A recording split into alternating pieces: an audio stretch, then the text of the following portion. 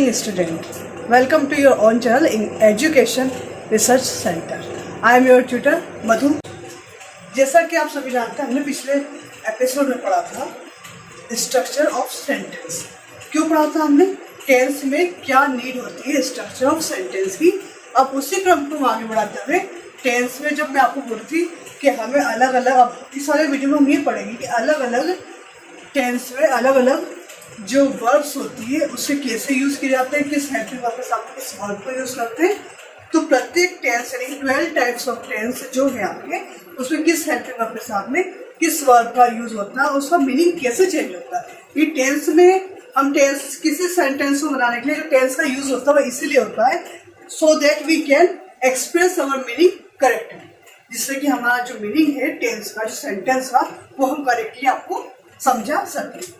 ठीक है, तो हम उसी की शुरुआत करते हैं टेंस से. लेकिन टेंस से पहले मैं आपको बताऊंगी कि उस स्ट्रक्चर ऑफ सेंटेंस में हमने जो वर्ब को बताया था, उस वर्ब की जो बाबा बोलते हैं first form of the verb, second form of the verb, third form of the verb, कि वो वर्ब चेंज कैसे होती है और उनका मीनिंग कैसे चेंज होता है. तो एक बार पहले हम जो लास्ट वीडियो में हमने स्ट्रक्चर देखे थे उसका रिकेप ले लेते हैं. हमने कहा था, मैंने आपको कितने टाइप के बताए थे स्ट्रक्चर्स? 4 टाइप के. पहला था अफर्मेटिव. अफर्मेटिव का फॉर्मूला आपको सबको पता है ना. सबसे पहले subject, helping verb, verb, object. लेकिन याद रखिए मैंने कहा था कि प्रेजेंट इंडेफिनिट और पास्ट इंडेफिनिट के अफर्मेटिव के अंदर हेल्पिंग वर्ब का यूज नहीं करते. ये आपको हमेशा याद रखना है. सेकंड था हमारा negative. Subject, helping verb, not, verb and other verb. उसके बाद था इंटरोगेटिव. इंटरोगेटिव हेल्पिंग वर्ब से बनने वाला.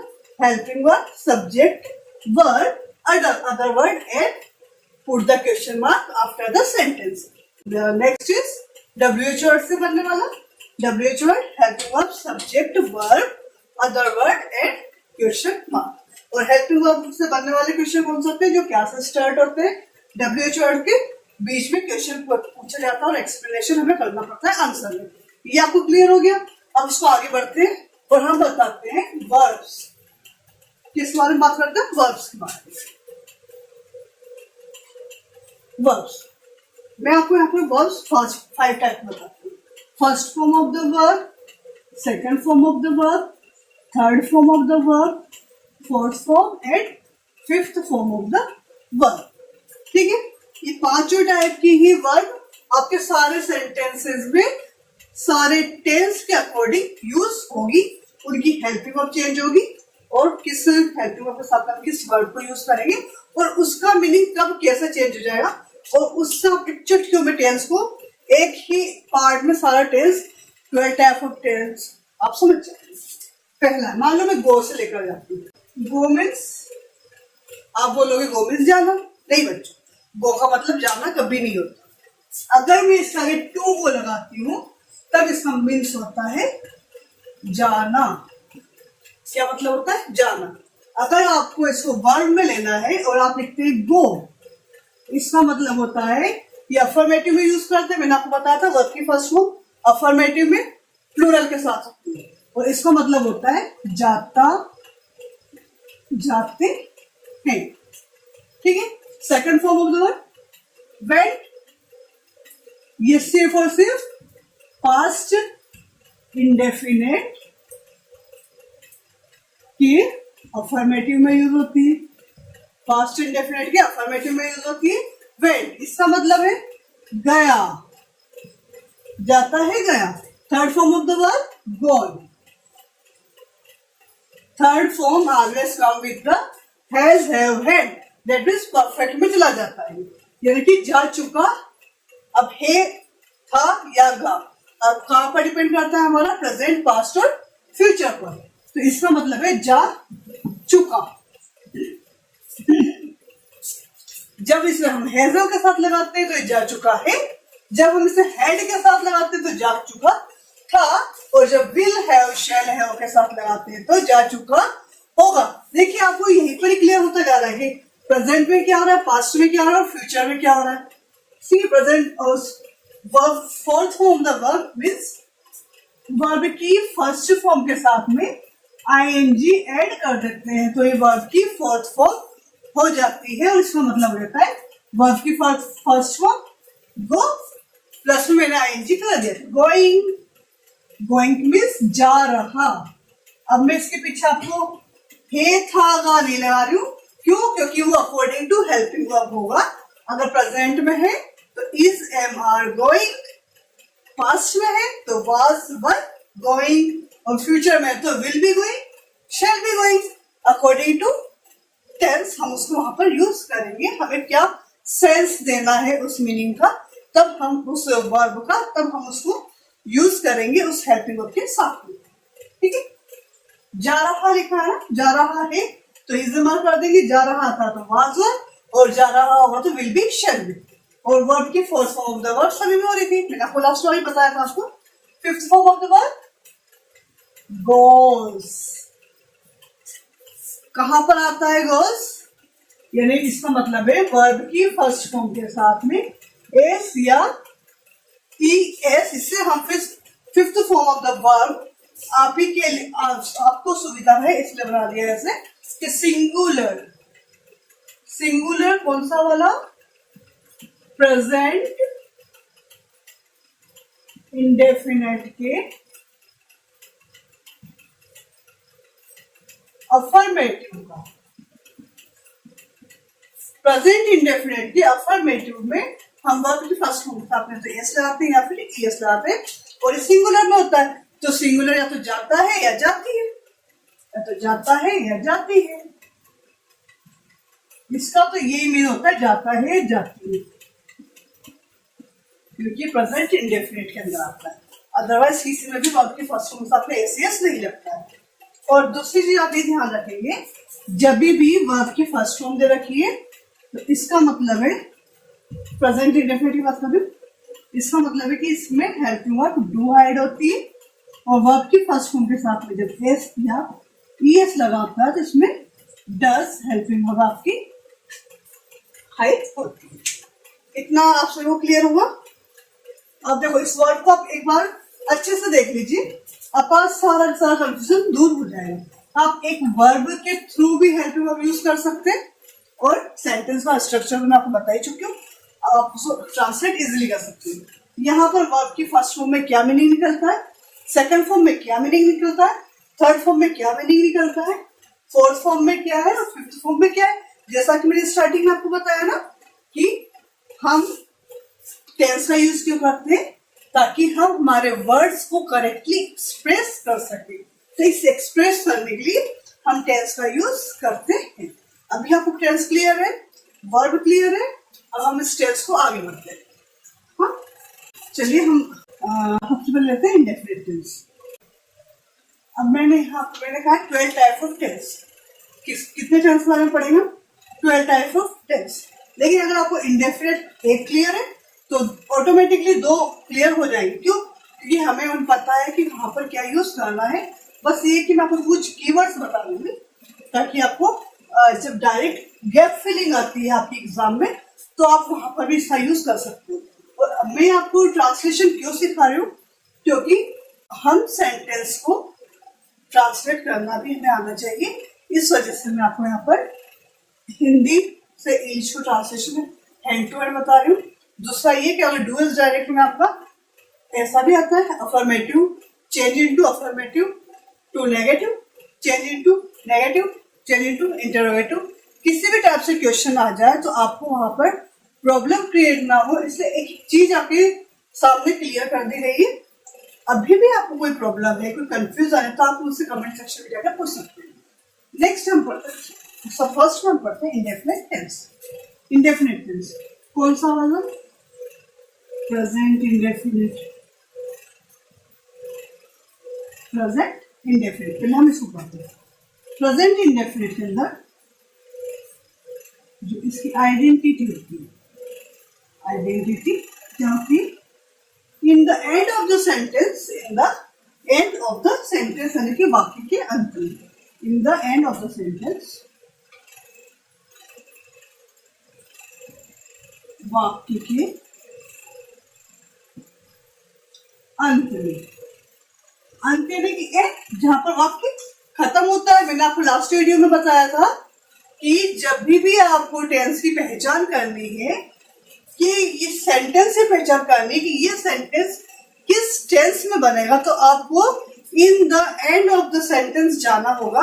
वहां पर आप देखेंगे कि ये सेंटेंस कहाँ खत्म हो रहा है, उसके अकॉर्डिंग आप उसको आइडेंटिफाई कर लेंगे कि ये किस टेंस से रिलेट कर रहा है। उस टेंस की हम हेल्पिंग वर्ब लगा देंगे और उस टेंस की हम वर्ब लगा देंगे। ऐसा मैं आपको पहले बता चुकी हूँ। अगर आपने मेरा वो वीडियो नहीं देखा है तो डिस्क्रिप्शन पर जाइए और उस वीडियो को जरूर देखिए, क्योंकि वो ही हमारी शुरुआत थी। उसी से हम आगे बढ़ रहे हैं, तो ताकि आपको सब कुछ पॉइंट टू पॉइंट एक एक चीज क्लियर होती रहे। ठीक है, बहुत से बच्चे ऐसे भी जुड़े हुए हैं जो इसके बारे में पहले से जानते हैं, लेकिन क्या होता है जब भी आप टीचर के सामने बैठते हैं तो आपको हमेशा जीरो होकर बैठ जाना चाहिए। हो सकता है जो चीज आपने कभी ना सुनी हो वो आपको सुनने को मिल जाए, और अगर सुन रखी तो डबल हो जाएगी, ताकि दिमाग में रिकैप हो जाए, अच्छे से याद हो जाएगी, ना रिकॉल हो जाएगी। बाकी के अंत में क्या होता है, इसमें ता, हे, ती, है, ते, हैं, एक्सेट्रा आता है। ठीक, हिंदी वाली क्या होता है, ता है मैं, वह नाचता है, वह नाचती है, हम नाचते हैं। समझ में पार्टी हो रही है हमारे सामने और हम सब डांस कर रहे हैं। ठीक है ना, मैंने कहा वह नाचता है, वह नाचती है, ऐसा लगता है हम सभी नाचते हैं, है ना। तो यहाँ पर हम ऐसे भी समझ सकते हैं एग्जाम्पल के साथ में। तो ता है, ती है, ते है, ये आता है। ये कहाँ आएगा, ये इन the end of the sentence. और सब वर्ब की कौन सी फॉर्म यूज होती है, अभी आपको बताया मैंने। वर्ब की first form of the verb with plural.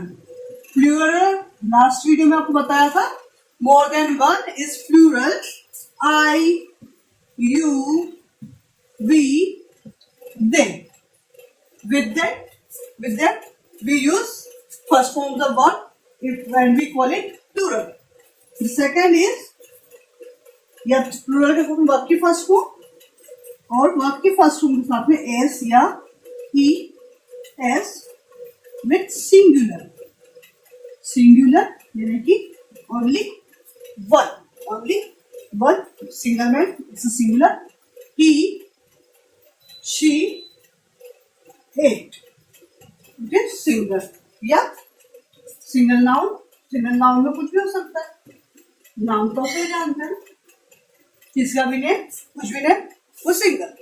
चाहे कोई एनिमल हो, कोई भी क्रिएचर हो, कोई भी ह्यूमन बीइंग हो, किसी का भी नाम हो, सिंगल में हुआ तो सिंगल। ठीक है, तो singular plural. Verb first form S S with singular, verb first form plus structure same है। अब इसका इंडेफिनेट का हम अफर्मेटिव सेंटेंस लिखते हैं। इसमें किस टाइप से बोल सकते हैं, अफर्मेटिव में। अफर्मेटिव में मैं आपको बता चुकी हूँ। अब स्ट्रक्चर्स के बारे में आपको बताने की जरूरत तो नहीं है, और फिर भी अगर आपको लग रहा है जरूरत तो आप लास्ट वीडियो को जरूर देखिएगा। ठीक है, क्योंकि आपको डिस्क्रिप्शन में मिल जाएगा। अफर्मेटिव में सबसे पहले हम लिखेंगे सब्जेक्ट। चूंकि हम प्रेजेंट इंडेफिनिट का अफर्मेटिव पढ़ रहे हैं, मैं आपको बता चुकी हूँ प्रेजेंट इंडेफिनिट के अफर्मेटिव में हम हेल्पिंग वर्ब यूज नहीं करते, इसे डायरेक्ट से वर्ब का फर्स्ट फॉर्म या एस साथ मिलाकर अदर वर्ड को हम यूज करें। अब यही हम इसका नेगेटिव बना लेंगे, यही इंटरोगेटिव बना लेंगे। एक ही सेंटेंस है, जैसे हमने स्टार्टिंग में लिया है सिंगुलर है, मैं नाचता हूँ, मैं नाचता हूँ।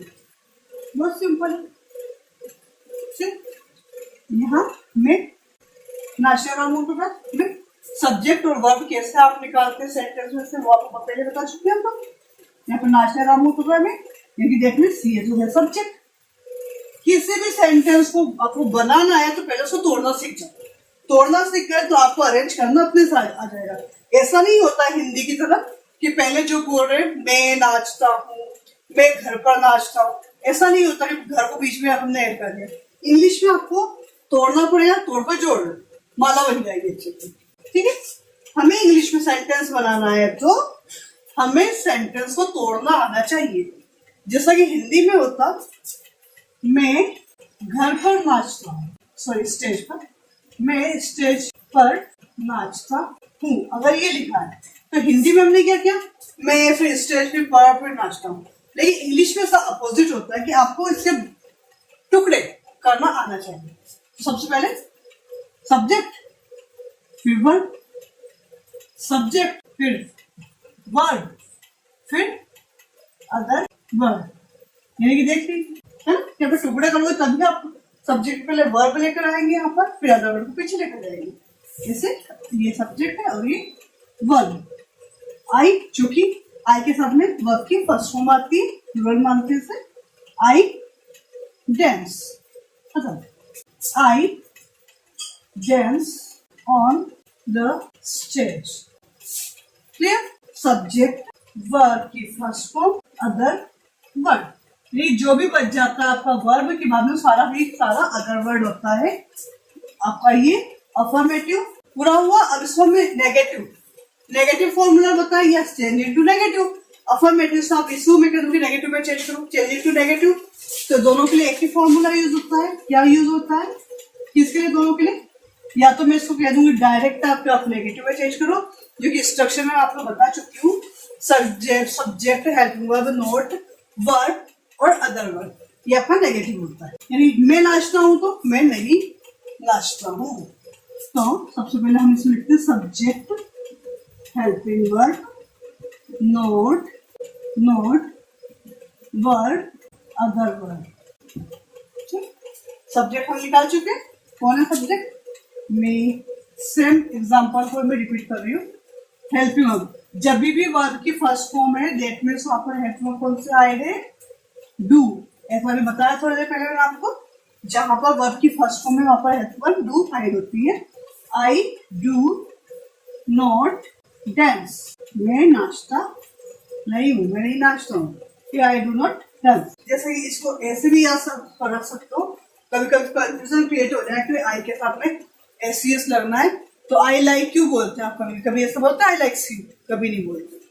तो इसलिए यहाँ पर एस उस एग्जाम्पल को याद रखना, तो याद रहेगा कि आई के साथ में एस का यूज नहीं होता है। इसे भी चेंज कर लेते हैं। मैं स्टेज पर नहीं नाचता, I do not dance on the. Directly भी आप नेगेटिव बना सकते हैं, अगर अफर्मेटिव रखा है तो उसको भी आप नेगेटिव चेंज कर सकते हैं। अब मुझे ऐसा लगता है कि आपको यहाँ तक कोई दिक्कत नहीं हुई होगी, क्योंकि अब आपने अगर मेरा लास्ट वीडियो देखा है तो कि मैम कैसे क्या कर रहे हैं, क्योंकि ये सब हमारे स्ट्रक्चर है सेंटेंसेस कि सेंटेंसेस में ये स्ट्रक्चर यूज होते हैं। बस मैंने आपको तभी भी बताया था कि इनकी हेल्पिंग वर्ब और वर्ब यूज जो हम चेंज करते हैं वो अकॉर्डिंग टू टेंस हम यहाँ पर चेंज करते हैं, और टेंस की नीड क्यों हुई है ये भी मैं आपको बता चुकी हूँ ना, कि हमें करेक्ट मीनिंग वहां पर शो हो जाता है। ठीक है, क्लियर हो गया ये? हमें इंटेरोगेटिव मीन्स क्वेश्चनिंग, इंटेरोगेटिव में क्वेश्चनिंग करना। सबसे पहले हेल्पिंग वर्ब से बनाते हैं, इसी को हम चेंज कर रहे हैं, इसी को चेंज इनटू इंटेरोगेटिव कर रहे हैं। ठीक है, यानी सबसे पहले हेल्पिंग वर्ब से बनने वाला है, इसलिए हम हेल्पिंग वर्ब। क्या मैं नाचता हूँ? तो मैं कहूँ हाँ नाचता हूँ, अच्छा नाचता हूँ, आप ही नाचते हो ना। यहाँ पर मैं क्या मैं नाचता हूँ या क्या मैं नाचती हूँ, तो सबसे पहले लिखेंगे हम helping verb, subject, verb, other verb plus question mark. Subject क्या है, हेल्पिंग वर्ब क्या है हमारे पास, इसी को ले रहे हैं हम लोग। वर्ब की फर्स्ट फॉर्म है सिर्फ, इसलिए क्या है हेल्पिंग वर्ब? डू। वर्ब की फर्स्ट फॉर्म है डू, वर्ब की फर्स्ट फॉर्म होता है एस होगा तो डस। ठीक है, एक एग्जांपल में आपको डस का ही बता देती हूँ ताकि आपकी दिमाग क्लियर रहे। तो डू, सब्जेक्ट क्या है? आई, डू आई, वर्ब है डांस, क्या मैं नाचता हूँ, और क्वेश्चन मार्क। अगर मैं इसको ऐसे लिखती, क्या वह नाचता है? नाचता है, तो बताइए वह क्या है? सिंगुलर। सिंगुलर के साथ में क्या यूज होता है? डस सिंगुलर के साथ में डस, तो डस ही डांस। अब देख लीजिए, जब मैंने डज का यूज कर लिया है तो यहाँ मैंने वर्ब की फर्स्ट फॉर्म के साथ में एस या ईएस नहीं लगाया। अगर आप एस एस लगा देते तो गलत होता है। मैंने कहा है कि डांसेस के अंदर वर्ब की जो फर्स्ट फॉर्म में एस एस जुड़ा होता है उसके अंदर हाइड होती है। क्या हाइड होती है? हेल्पिंग वर्ब, वो होती है डज। अगर मैं यहाँ पर डज ही डांसेस लिख देती तो ये रॉन्ग हो जाएगा। इसका मतलब इसका मीनिंग ही चेंज हो जाएगा। इसका मीनिंग ऐसा हो जाए, एम्फेसाइज कर दिया जाए सेंटेंस को। मैं तो नाचता हूँ, क्या मैं नाचता हूँ, मतलब उसको आप जोर देने लग जाता है तो पूरा मीनिंग यहाँ पर चेंज हो जाता है। इसलिए डज के साथ में डांसेस नहीं करना है। वहां पर फिर आपको डांस ही लिखना है, तो double double dances, double double does यहाँ पर आप बताएंगे। ठीक है, तो ये ध्यान रखना है आपको कि डज है तो वहां पर आपको वर्ब के साथ में एस नहीं लगाना है। नेगेटिव में भी सेम ही रखना, डज ही, तो ही डज नॉट डांस, ऐसे नहीं करना है आपको कि ही डज नॉट डांसेस। तो आपको जब डज लगा दिया आगे तो वहां पर वर्ब के साथ में एस का यूज नहीं करना है। Clear to you all? अगला है WH वर्ड से बनने वाला, WH वर्ड से बनने वाला। इसको मैं ऐसे बोल सकूं, मैं क्या करता हूँ, क्या को मैंने बीच में लिया, मैं क्या करता हूँ, मैं इसे हम रफ कर देते हैं। WH वर्ड से बनने वाले, जब तो WH वर्ड से बनने वाले में क्या होता है, क्या क्वेश्चनिंग तो होती है लेकिन वो मिड में होती है। कहाँ के मिड में? सेंटेंस के मिड में स्टार्ट होता है। बीच में आपसे पूछा जाता है क्या, स्टार्टिंग में क्या था, तो मैंने कहा था हेल्पिंग वर्ब से बनेगा। क्वेश्चन सेंटेंस से बीच में क्या आ रहा है, दैट मीन्स वो WH वर्ड से बनेगा। क्या, सॉरी, मैं क्या करता हूँ, मैं क्या करता हूँ, उससे क्वेश्चन। तो व्हाट, यहाँ क्या था, मतलब क्या है, व्हाट। WH वर्ड का फॉर्मूला याद करो, बताया था सबसे पहले WH वर्ड, फिर सब्जेक्ट व्हाट, WH वर्ड, फिर subject, sorry helping word, subject, verb, other word है तो मैंने कहा क्वेश्चन। इसमें अदर वर्ड अधिकतर क्या होता है, अदर वर्ड होते नहीं क्योंकि अदर वर्ड ही हमें आंसर में मिलते हैं और बड़े बड़े सेंटेंस में वो होते हैं। हम छोटे की बात करें तो उसमें अदर वर्ड ही आंसर ग्रुप में हो जाते हैं। व्हाट डू आई, मैंने कि यहाँ help word, what do I do, दो डू है ना, एक डू आपका हेल्पिंग वर्ब है, दूसरा आपका वर्ब है। इस वर्ब का मतलब है यहाँ पर हेल्पिंग वर्ब है, ताहू के अकॉर्डिंग है ये, और करना को हम बोलते हैं डू। इसे कंफ्यूज नहीं होना, व्हाट डू आई डू, ये सेंटेंस बिल्कुल सही है, गलत नहीं है। कि मैं क्या करता हूं तो वह क्या करता है, वह क्या करती है। यह लड़का है तो ही हमने लगा लिया, वो गर्ल की बात कर रहे हैं यानी शी, तो व्हाट डज शी डू। अभी क्लियर है? ये डज क्या है यहाँ पर, हेल्पिंग वर्ब, और ये डू है यहाँ पर verb, first form of the verb. Does लगते से मैंने यहाँ से ईएस हटा लिया, यानी ये इंडेफिनिट आपका पूरा के पूरा कवर हो गया है। कौन सा इंडेफिनिट? Present indefinite. चाहे तो स्क्रीनशॉट ले ले, नहीं तो आप नोट डाउन करके चल रहे हैं तो बहुत अच्छी बात है। अगला बढ़ते हैं पास्ट इंडेफिनिट, साथ साथ चलेंगे। Present indefinite, past indefinite, future indefinite, present continuous, past continuous, future continuous. इससे आपको ये समझ में आ जाएगा कि सिर्फ यहाँ पर आप हेल्पिंग वर्ब चेंज कर रहे हैं, form of the verb sequence में चल रहा है, सब में एक जैसा चल रहा है। कौन सा वाले में? कंटिन्यूअस कंटिन्यूअस कंटिन्यूअस, वर्ब की फॉर्म एक जैसी है लेकिन हेल्पिंग वर्ब चेंज हो रही है। और हेल्पिंग वर्ब कहाँ से चेंज हो रही है? In the end of the sentence, हे था गा, हे था गा। ठीक है, अब हम पास्ट इंडेफिनिट में कुछ भी कंफ्यूजन है तो आप मुझसे कमेंट सेक्शन में जाकर पूछ सकते। अगर आपको मेरा पढ़ाने का तरीका अच्छा लग रहा है तो आप उसे लाइक बटन पर प्रेस कर सकते हैं। देखिए अब है पास्ट इंडेफिनिट। पास्ट इंडेफिनिट थोड़ा सा पीछे जाएंगे। प्रेजेंट इंडेफिनिट में कुछ कीवर्ड्स आते हैं। कीवर्ड्स ऐसे होते हैं, उन कीवर्ड्स को देखकर प्रेजेंट इंडेफिनिट के जो कीवर्ड्स होते हैं वो याद रख लीजिए, क्योंकि जनरली जब आपसे गैप फिलिंग पूछी जाती है 10th में। अब देखो मैंने आपको ट्रांसलेशन करना सिखाया अभी प्रेजेंट इंडेफिनिट के जो सेंटेंस वो आप ट्रांसलेट कैसे कर लेंगे, ठीक है, वो आपको काफी मदद करेगा आपको ट्रांसलेशन में, किसी भी सेंटेंस को इंग्लिश में बोलने में, ठीक है, आपको करेक्ट मीनिंग बताना। अब मैं आपको जब गैप फिलिंग आती है, डू एज डायरेक्ट आते हैं कहाँ पर एग्जाम में, तो वहां पर कुछ कीवर्ड्स होते हैं, उस सेंटेंस में उस कीवर्ड्स को देखकर आप डायरेक्ट उसके अंदर अकॉर्डिंग टू नाउन, नाउन कौन होगा, सब्जेक्ट, जो आपका सब्जेक्ट है वो सिंगुलर फॉर्म में या प्लूरल फॉर्म में, उसके अकॉर्डिंग आप वर्ब की फर्स्ट फॉर्म यूज कर लेंगे या वर्ब की फर्स्ट फॉर्म के साथ में एसीएस यूज कर लेंगे, तो वो कीवर्ड्स आप याद रखेंगे। वैसे तो जो प्रेजेंट इंडेफिनिट टेंस होता है वो टेंस अपने आप में बहुत बड़ा टेंस है। क्यों? वो प्रेजेंट में भी काम कर लेता है, पास्ट का भी काम कर लेता है और फ्यूचर का भी काम करता है, लेकिन ये थोड़ा सा एडवांस लेवल पे चला जाएगा, हम वहां तक नहीं पहुंचेंगे।